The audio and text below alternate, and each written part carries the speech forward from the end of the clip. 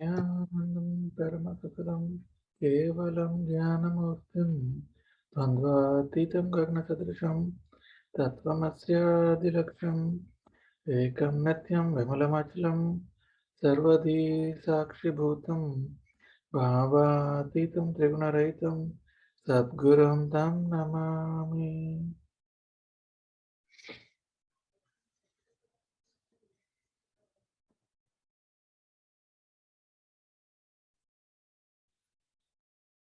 Welcome, Sri Gyanatma Nanda.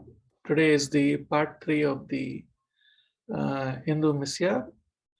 Hindus talking about Hinduism, why you became a Hindu.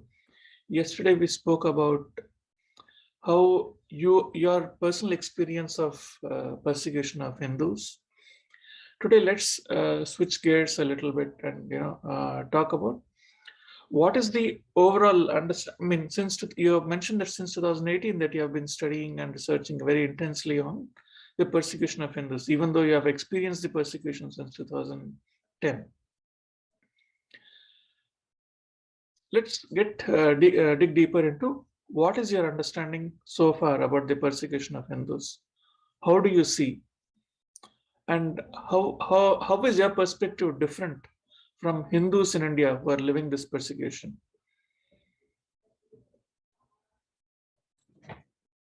Nityanandam, thank you, Aya. Yeah, good. It was one thing I noticed from yesterday was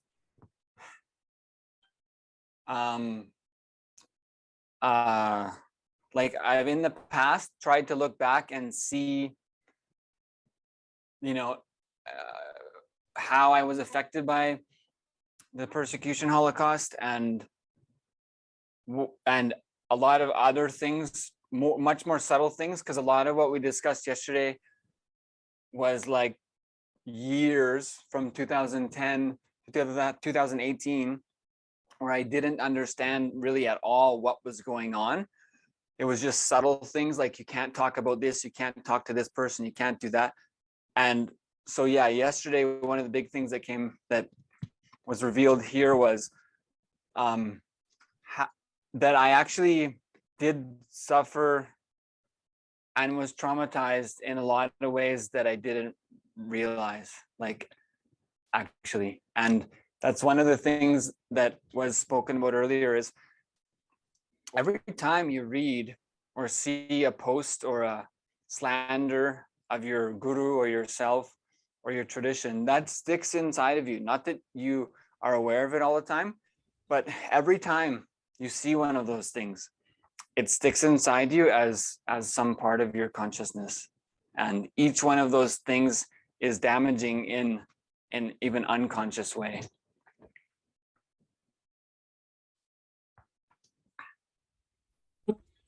So, I mean, so can you walk us through your, understanding of the state of persecution of Hindus, like for an average practicing Hindu like yourself?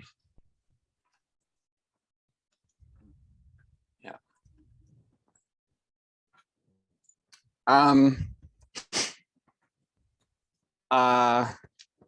Like, what is a worldview, right? So, how do you perceive all this Hindu persecution now that you are awakened to the persecution of Hindus globally? Yeah, personally, I feel like I have a very good grasp on it. It's actually brought together a lot of things from my whole life of study and experience of education and the Western world and the sort of corporate entities, media. It's brought a lot of things together. But I mean, like a lot of those kind of things, even the impact of food on your system is something most people don't have any idea about, especially the yogic perspective. That's almost no one has experiences that. So it's similar with the actual, you have to step way back. It seems you have to step way back from just being a so-called Hindu or just having pictures of deities or something, or going to temple sometimes, or that kind of thing, or having had a Hindu history in your family, you have to step back, because it's not enough just to say like BAPS is doing well, ISKCON is doing well, there's millions of sadhus in Akara. It's not enough to say that that's proof that Hinduism there's nothing wrong. You kind of have to step back and look at the history, and you have to look at Hinduism globally, because a lot of Hinduism is centered in India. And so if you look at that history, kind of like coincidentally, all the Hindus are centered in India, and what's been done to them over the past 5 years, 10 years, 35 years, 75 years, 200 years. If you look at it like that, and then you see what the Hindu history was going back 2,000 years, it's like fish in a barrel. But you kind of have to step back. Like, it helps a lot to step back and look at that wider picture. So let's look at a few of the incidents, right, that have happened primarily in India, and let's just walk through them. So, like the Sabrimala judgment, right? The courts have ruled that the woman can enter the Sabrimala judgment. So, in your perspective, how do you look at it? Actually, I was blessed to go through that yatra. We did the 42 days practice preparation, and we walked through the forest 3 days, no shoes, almost no food, carrying your possessions on your head. And you're essentially, if no one's done it before, you're essentially walking on a gravel road. Like every step, you're stepping on stones. For 3 days. So yeah, that is basically it's a beautiful, beautiful, beautiful thing. If people don't know, it's such a tragedy. The Western world and a lot of civilization suffers intensely with alcohol, and even the testosterone in the male body and hormones and whatnot creates a lot of violence and lusting violence. So that becomes enacted against yourself, against women, against other men. That's a huge issue in the West, for sure. That men are seen as, not motherly, and a lot of violence. It's extremely destructive. So the thing is about the Hindus, Sanatana Hindu Dharma, what we did is we made solutions for this and for everyone and for everything. If you want to be a worker, a farmer, a merchant, a banker, a politician, a warrior, a teacher, that's the Varnashrama Dharma. We made a system, and Gotra, we made a system to make sure everyone gets what they need, and they're supported and allowed to live, that type of lifestyle they want, but they're supported for still to reach the purpose of their life. So this is what the Sabrimala is. It's a beautiful system where the whole community comes together and takes the blessings of all of the men. See, I don't know if people know what actually happens in the Kriya Pada, the ceremonies and rituals. The whole community comes together. They give you blessings because you're going to see Lord Ayappan on the top of the hill, and every person in that community takes rice and blesses you, that you're taking that to be blessed by Lord Ayappan, and they put it in that white cloth you take, and you carry it on your head. I don't think people know I know they don't know what actually happens in this. So you carry the blessings of your whole community on your head, walking through the forest with no shoes for 3 days after 42 days of preparation. And that gets blessed, and the ghee that you take gets poured on the deity, and the priests inside the government mandir catch the ghee and give it back to you. So you bring all of these things back to the community, you cook the pongal, and everyone eats that. People don't know you're carrying the blessings of the whole community. It's not a discriminatory thing.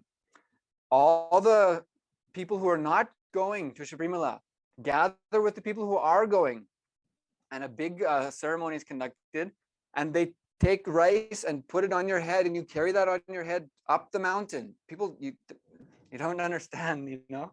And so what happens is the male body gets exhausted from violence. In that 42 days, you abstain from sex, from even seeing female bodies, from alcohol, from eating meat. You do puja morning and night. You take cold baths morning and night. You wear the malas. You do the chanting. You gather with the other male bodies to do the chantings. You're supposed to chant all day long. There's these purification processes. Don't wear shoes. Sleep on the floor.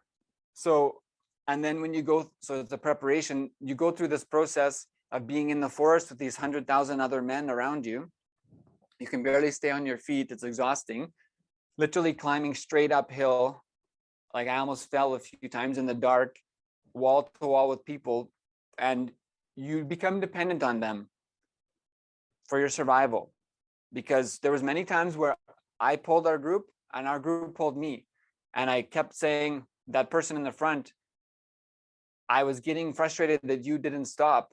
But if you had stopped, I may not have been able to continue. And so you develop this camaraderie with the men. You're all exhausted. There's no violence. You've been chanting and singing the whole time, and for 42 days.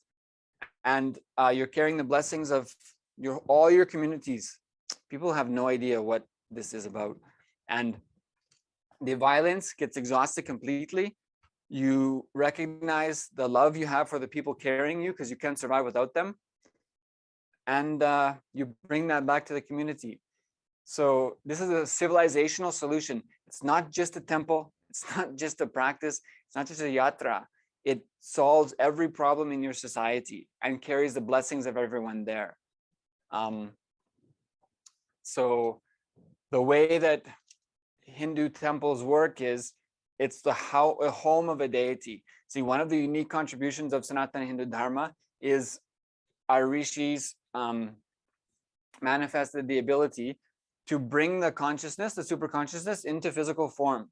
So through the prana pratishtha, that deity is a living deity and responds to your consciousness. Before your body came out of your mother's womb, that life energy is ready to fill more human bodies with consciousness. The consciousness is there. And when your body falls down and dies, the consciousness doesn't disappear. So consciousness exists way beyond human bodies. So that consciousness can be brought based on the Veda-agamic descriptions of how to bring that energy and how to sustain it. So that's why we have so many different temples for so many different people, so many different deities. For each person needs a different thing. One of the things the male body needs is exhausting that lust, inner violence energy. So this Sabrimala temple, there's many other Lord Ayyappan temples within that area also, that all different female bodies and are allowed to go. All the people who support Lord Ayyappan of Sabrimala who do not go agree that they are not going. It's not a restriction. They, like I said, you carry their physical blessings on your head for that whole time you're walking and bring it back.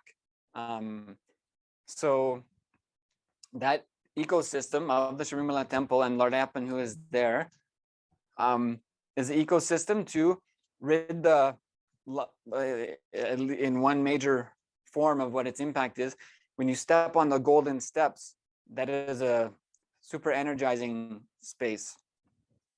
So it's that entire process from there is to give you an initiation to transform your biomemory, your blood composition, your bone marrow, so that you can function without the lust, energy, and anger. It's a way to maintain the society non-violence. We see so much invasions of Sanatana Hindu Dharma in India because of that violence enacted upon you, because you were living a non-violent space. That space only was manifested because of places like Sabrimala. So that ecosystem is there to cleanse the body of these, the male body of these issues.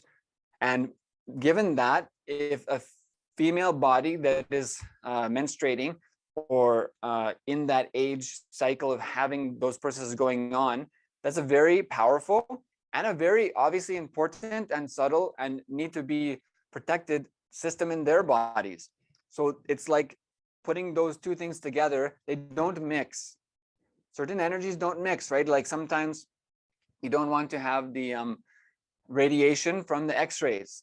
So certain kinds of energies do not mix. And so it's detrimental for both of the systems to have those, the female body in the menstrual age in that energetic space. That is one of the major reasons that that the female bodies in the menstrual age should not enter into that ecosystem.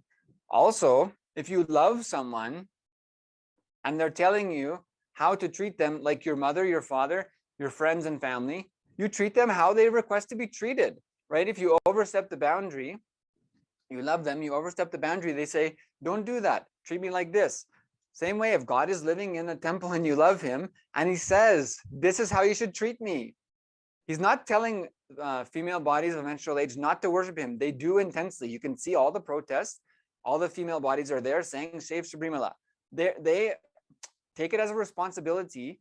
All the men are leaving the community to go on the yatra. They're responsible for that ecosystem of where they're living. It's a group responsibility. It's not a persecution and a limitation. So that's one of the other aspects is if you love someone and you're going to their home, do you bring do you bring an outside unwanted, specifically told, do not bring that in my house, smoking or drinking or whatever, right? If someone is telling you that, you bring it into their home? No. If you love the deity, you treat him how he tells you to treat. The Vedagama specifically tells that. So the female bodies of menstrual age also contribute in that and are intensely devoted.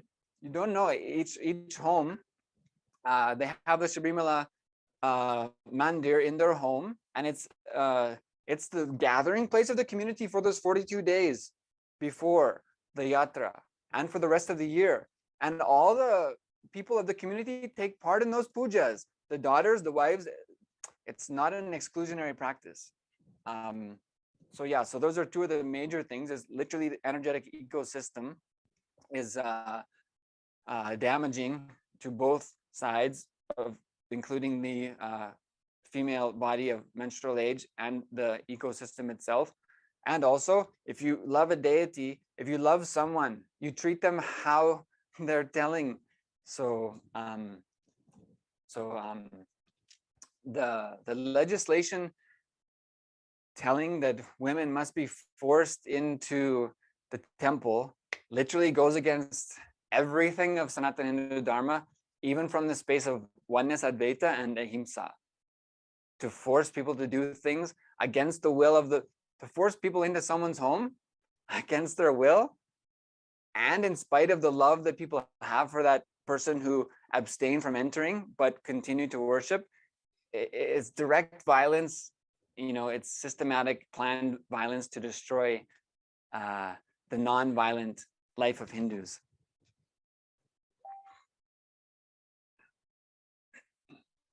Excellent. So, when did you take up, the pilgrimage to Sri Ayappa, Lord Ayappa? I think it was 2017. I think it was January of 2017. I have to double check. It might have been 2018.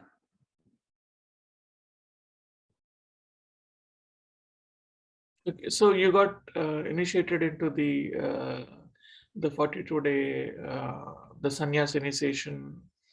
You changed you followed the lifestyle required for taking the yatra.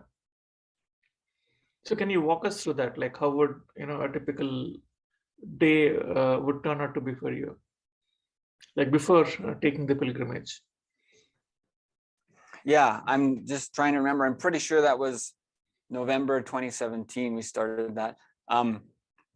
But yeah, so it was, I believe that was 42 days. And I mean, we were already living sannyas lifestyle. So pretty much we were doing everything anyway. But yeah, so you wake up in the morning and do your cleansing things. You take a cold bath. You sleep on the floor. You chant the mantras all day long, and you do puja to Lord Ayappan each day. You abstain from seeing female bodies. You wear, there's 2 malas, I believe there's 2 malas you wear, and you do certain pujas to start the whole 42 days. And throughout that time, and you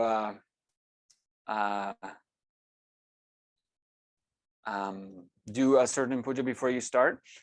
And so, yeah, it was just, it was our sannyasi routine. I mean, but if I can remember, it's basically things like you abstain from sex, you abstain from meat, you abstain from alcohol, you wear black clothing, the black traditional clothing, you don't wear shoes, you take the cold bath morning and night, you're chanting all day long, you do the puja and chanting as much as possible with the other people who are doing the practice. And yeah, I think those are most of sort of the daily things. So you're already living a sannyas lifestyle by then. So you take on the black clothes during that time? Actually, we didn't, because as sannyasis, we only wear kavi color. That's the only color we wear in any situation, basically. Okay. Okay. So then you took the trip to the Lord Ayappa, and then you came back and you were done with that practice, right? For that duration. Yeah, I mean, that's the thing, is you're never really done. Like,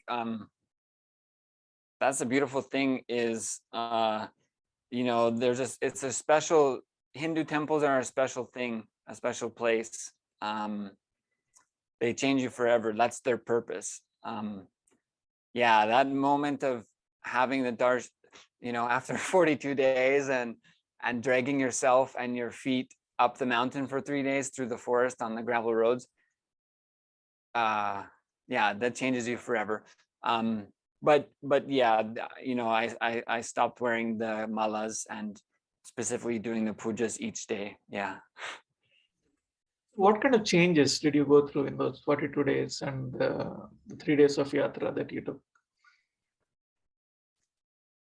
It was definitely one of the most profound experiences, and certainly temple visits, and a lot of things.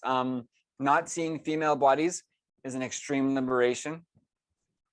It felt extremely unusual to see female bodies after that time, and personally, it felt unnecessary. And so it was an extreme liberation to not have the interference of thoughts that go along with members of the opposite sex and whatnot. That is pretty, it's unavoidable essentially. You think about people you interact with, and if those are female bodies, the relationships get skewed and clouded. All our relationships are clouded. It's not entirely clear. And so when you mix opposite sex into that, it creates other issues. So that was a huge liberation for the first time in my life, having that experience. I'm basically chanting all the time, not talking unless it's necessary. So that is a huge liberation. Learning about a new deity, that was incredible. I didn't know anything about him. And the process of collecting all the items and learning what pujas to do and how to get them, and communicating with people about what you're doing and how to do it and learning about it, that was excellent. So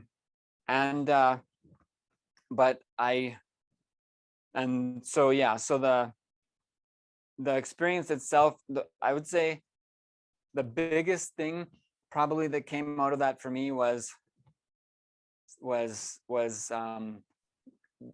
the night before we started walking through the forest for 3 days, when we gathered with the community and did the preparatory rituals, and everyone, if it falls at your feet, the whole community one by one comes and falls at your feet and puts their blessings into your cloth.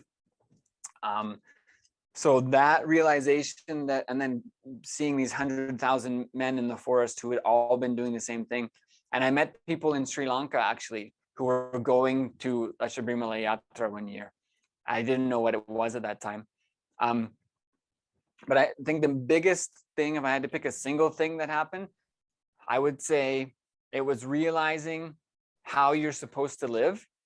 So like growing up playing ice hockey and in this Western society and stuff, seeing the violence that men never get out of.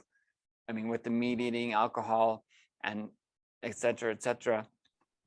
The biggest thing that came out of it for me was seeing how you're supposed to live, seeing what you're supposed to do, seeing what you're supposed to do so you're not violent, so you're not angry, so your society gets along, so the men don't fight with each other, so they don't abuse women, so they don't abuse alcohol, so they don't have unnecessary anger, so they don't fight each other, so they help each other, so they live together, not violence against women, how the communities can support each other, even if part of the community is not doing that specific type of practice, how you support each other, because they were so supportive. It was just unbelievable. So I'd say the biggest thing that came out of it was realizing what that was. The forest is full of temples. It's like in the West, what people would call an enchanted forest. Like it's full of temples. There's sacred worship trees. There's shrines all over. There's temples all over. It's not just one temple. People think it's one temple at the top. No, that whole forest is full of temples. It's full of temples.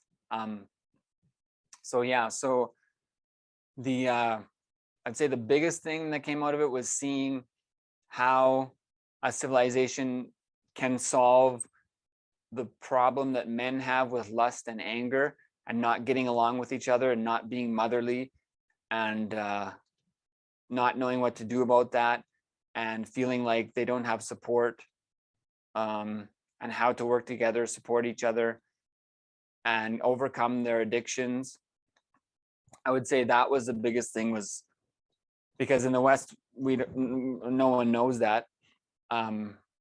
So that was the biggest thing I'd say, is just seeing how to solve the problems of men feeling isolated and their lust and their addictions and their subjugation of other men and women and feeling they don't contribute in a supportive way and not sure how to deal with their thoughts, anger, and that. So I would say that was the biggest. That was like, because you look in the past of even within India and even the larger stretching from like Afghanistan to Indonesia, and you look and you see and you read, and even if you look at a map of like the life of Lord Ram and stuff, it covers that entire area. The sites cover that area, and each one of there was ancient Hindu kingdoms there, and so that's what it was, is this way of living non-violently in different places, established in places all across that land. And so it was a big eye opener for me, is it's not like a church, nothing against churches, but the way that I understood churches, it's not, the Hindu life is not about a church that you go to the church once a week or whatever and that's enough. It's like the Hindu temples are, and the Vedas agamas that go with the deity that tells you how to live, that's to give your whole society a solution so you can live powerfully without being self-destructive, without being a conquering power to destroy other civilizations. It's a hugely profound, important way of living that also addresses how should I eat, how should I sleep, how should I wake up, what should I do, how do I live, how do I view others, like on the exact microcosmic level, but it maps to the macrocosm of how to live your highest potential.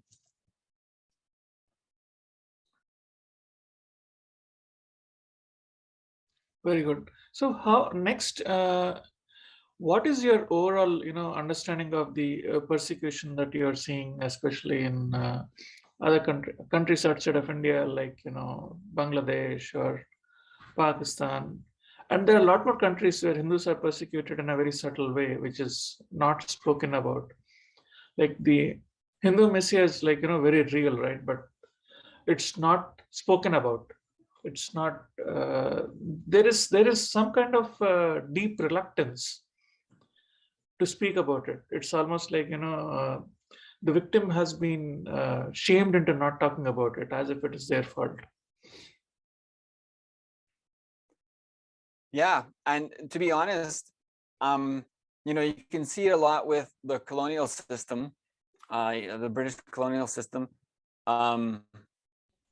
That's the plan. That's what you're supposed to do. It's like with Mughal invasions, it was a lot more just raping, killing, pillaging, destroying. But with the British colonization, a lot of it is changing your mind, and that's what a lot of what media does now. And that's what I was experiencing yesterday. Is that's what, like I was saying, how I felt guilty doing puja, and I felt guilty talking about the great parts of our life, because I thought, oh, if I say, because if you speak, there are people ready to attack you. And so, but that's like the that's what terrorism is. That's what it's for, is to make you destroy yourself. Like, that's the point. So the re-education of Hindus by destroying as many as 1 million gurukuls in around India, that's the point. To make you self-destructive. That's the point. It's too much resource intensive and requires too much attention to constantly be physically controlling and killing people. If you can just train them to destroy themselves, it's much easier. How are Hindus destroying, themselves? Like, are they on a suicide path? Is that what you're saying? Yeah, I mean, it's already done, basically. It's already done. I mean, when Kanchi Shankaracharya can be treated like that for 10 years,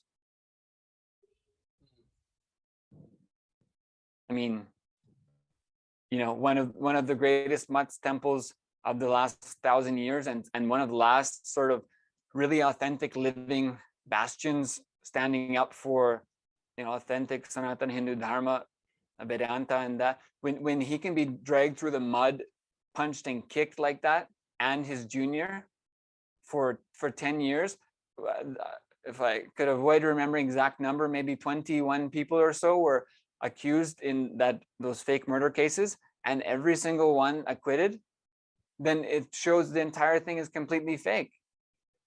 So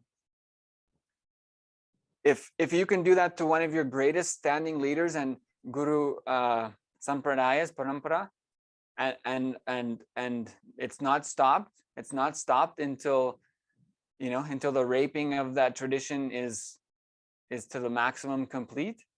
It's already done. That in that simple case, Hindus proved they're willing to let their greatest leaders be maligned and abused with no limit, and they'll not do what's needed to stand up about it. And what has been the trend, after Shankaracharya of Kanchi?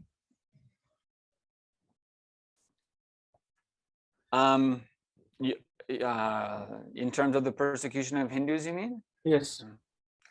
Yeah, I mean, Ashram Bapu is another example. The Palgar Sadhus is another example. I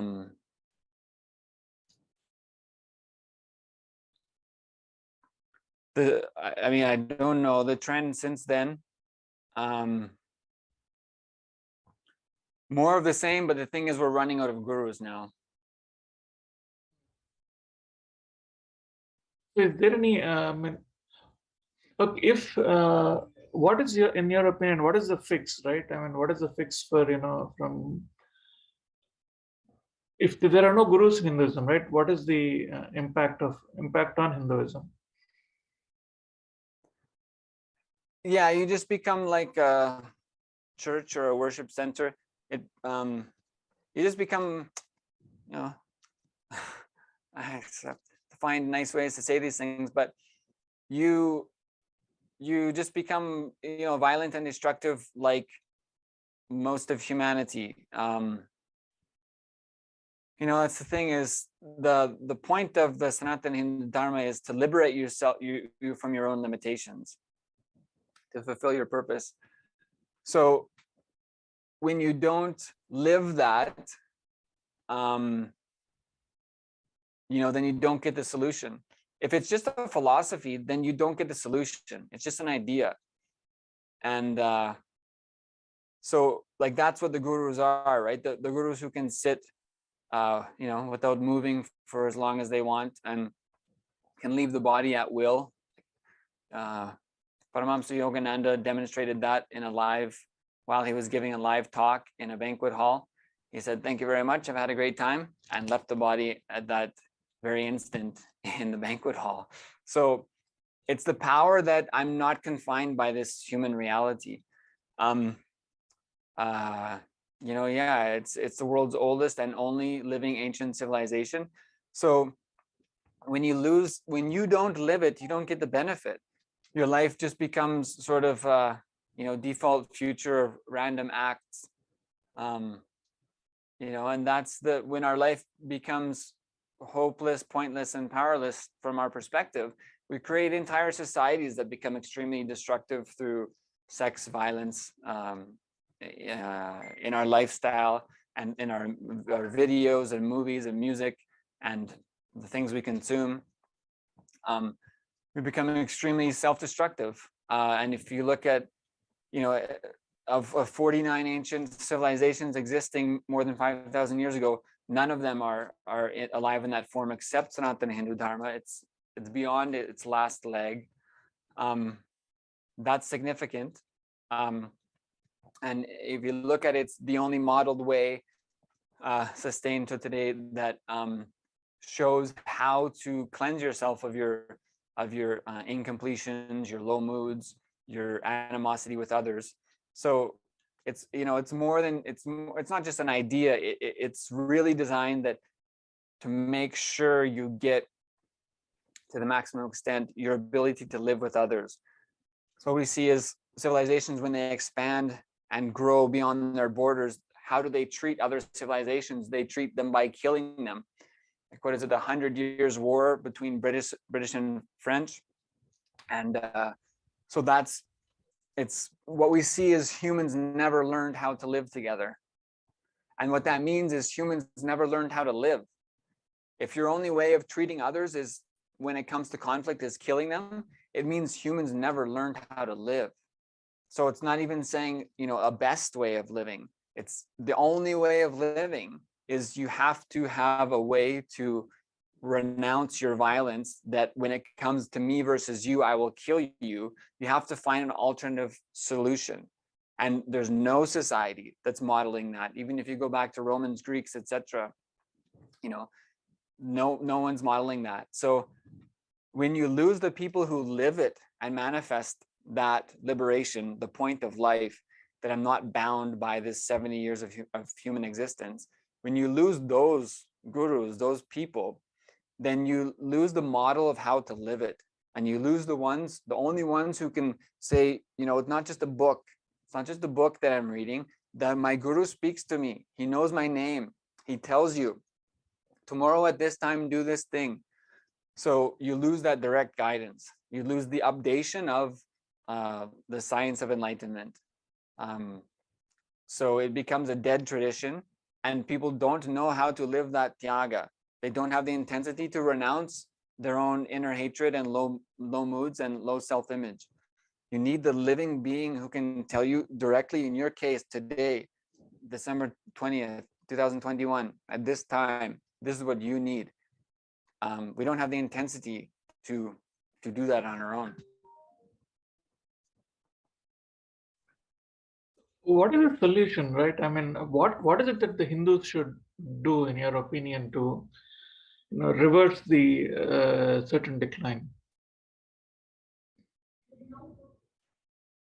I mean, the only thing that's needed, and ever was needed, is, and that's part of the thing, is that probably maybe the greatest thing humanity's lost is understanding what is a real guru and how to be with guru. And you know, because we have ancestors and stuff, you know, but a lot of times they're teaching us destructive habits. So that could possibly be the biggest thing humanity has lost, is how to learn from your liberated ancestors as the gurus.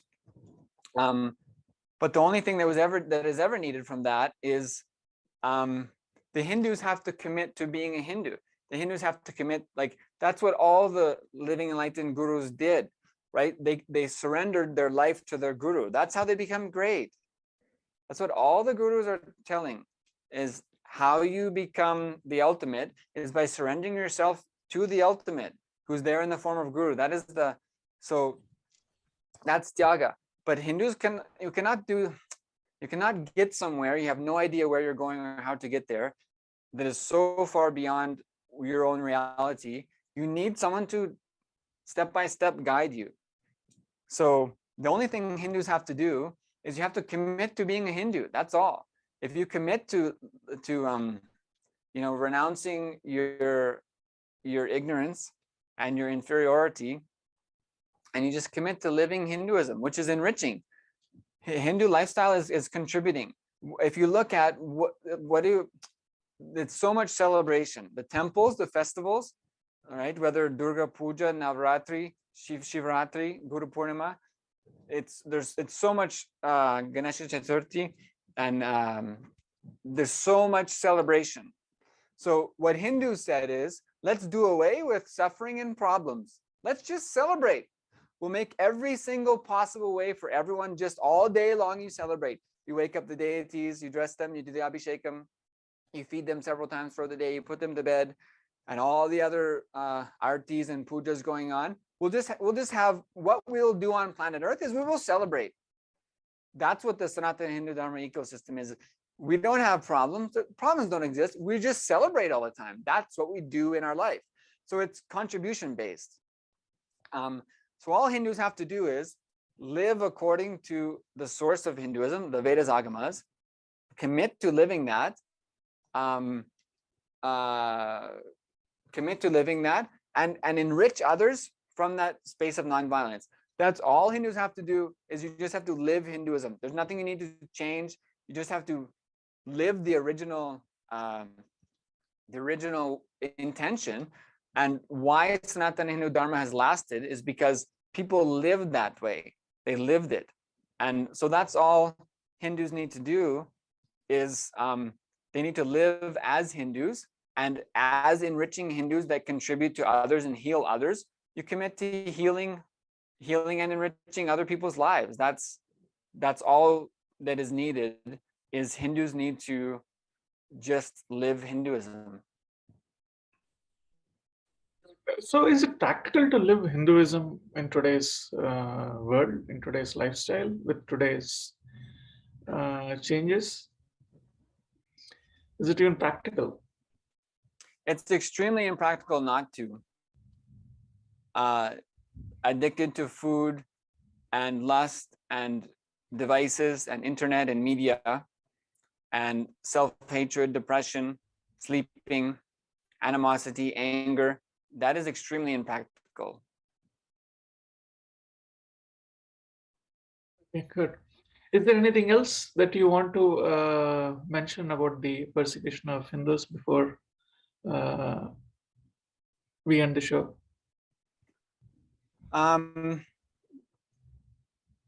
Yeah, I just feel that there's a lot of opportunities for Hindus, and we have the all we really need to do is learn about the powerful way of living nonviolent.